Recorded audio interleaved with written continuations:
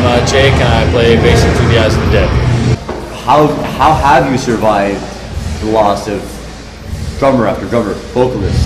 It's been crazy, man. It's like a period where, like, pretty much when it happened, when everything went down and the guys decided that they wanted to leave the band, there was a process of, all right, I mean, I'm not even gonna lie, man. Me and Justin were like, you know, do we still want to continue doing this? And then we looked at each other and we were like, you know what? We did a lot of the work ourselves anyway. We wrote a lot of the material. Chris previously wrote a lot of the material as well, like on Malice. But a lot of the material that he wrote, I also like co-wrote on. So it was kind of like, well, the two of us are pretty much, not to say that the brains behind the project, but we did a lot of the work anyway. So it's like, you know what? I feel like we can find suitable guys.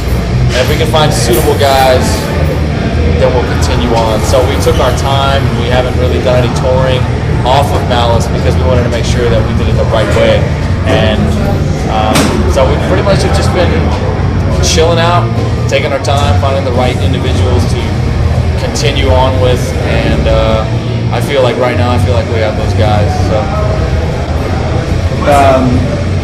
could you shed some light on the departure of Nate Johnson? A lot of people loved his vocals on Malice. Yeah, he's a killer vocalist. What happened? He got home. We got home from the SLA Dying tour, and he's just not really like he's a sick vocalist, but he's one of those guys that like he just wants to be like down and dirty, like he wants to play like hardcore shows, and he wants to be playing to like, you know, like tiny clubs and stuff like that, which is his thing, you know. Some people that's just like their thing. He didn't want to be like on stage in front of like, you know, 1,500 kids. Like he felt like he was kind of like putting on a show, kind of, you know, like, you know, I mean, when you're trying to sell records, you gotta kind of do things a certain way, and you know, he wasn't really too into that. And you know, when we came home from that tour, he would just hit us up and was like, you know what, guys, I'm not really feeling this anymore. We wanted to move on to other things. With the power to him, you know, if you're not feeling it, you're not feeling it. I'd rather, you know, have someone that's there 100%. What best luck to him. He's a sick vocalist. I mean, to this day, I think he has like some of the best like guttural vocals, like the most understandable guttural vocals like out there. He's a monster. He's a monster. The internet, pretty much everywhere, see on message boards, in certain reviews, people see you guys as being second rate, third rate. I'm sure you've seen that before. Yeah. People talk shit on everybody. Right. But you're an especially favorite target. Yeah. Well, I mean, anytime you've actually succeeded in something, you're gonna get shit talked. If you're not doing well, nobody knows who the hell you are. They're not gonna shit talk. We just happen to have been a band that's done all right in our career, and with all of the shit that's gone down with guys quitting and, you know, all the shit talking, everybody's gonna talk shit. That's just another thing to fuel the fire. We're just gonna fucking put something out and shut them all up. That's all there is to it. What's some of the better things you read about yourselves? What's that? Some of the better things that you read about yourselves. Oh man. Apparently I'm gay. What else? Are you? No. I gotta show you that. What else? Oh, with Thieves, I've seen that. I've seen it all, man. Whatever. Conspiracies.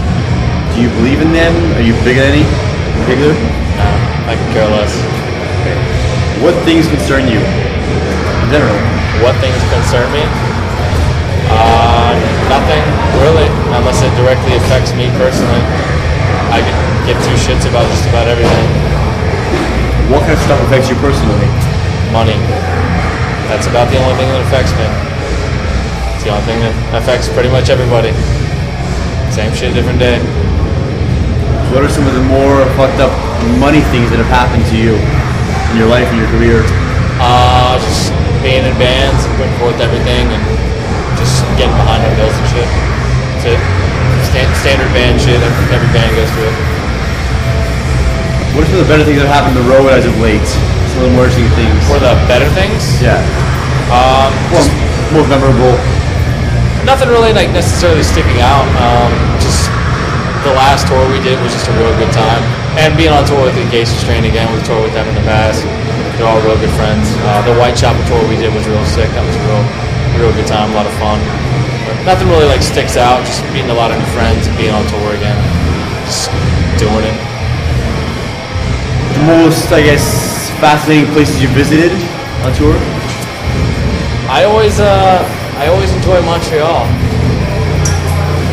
To be truly honest, I enjoy Montreal a lot. This is not a rock and roll plug. I do, swear to God, man. Montreal, you're the best. I enjoy Montreal a lot, man. Like every time we come up here, it's always a good time. The city's just fucking awesome. But other than that, nothing really like sticks out, man. I just enjoy coming up here. So it's a big win for Montreal. Yes. Yeah. I mean, dude, like from the time we started like touring with bands like Despised Icon and I and Dissonance and stuff like that, they talk like very highly of the city. And I was like, it's not gonna be that cool, man. Then I got up here, I was like, fuck, this place is awesome, man. I had a good time. Every time I've come up here, the shows have been awesome, people have been awesome. Even with somewhat of a language barrier, it's still fucking awesome up here. So it's cool. Are you a big reader? No, I don't read, man. Like anytime I read, it puts me to sleep.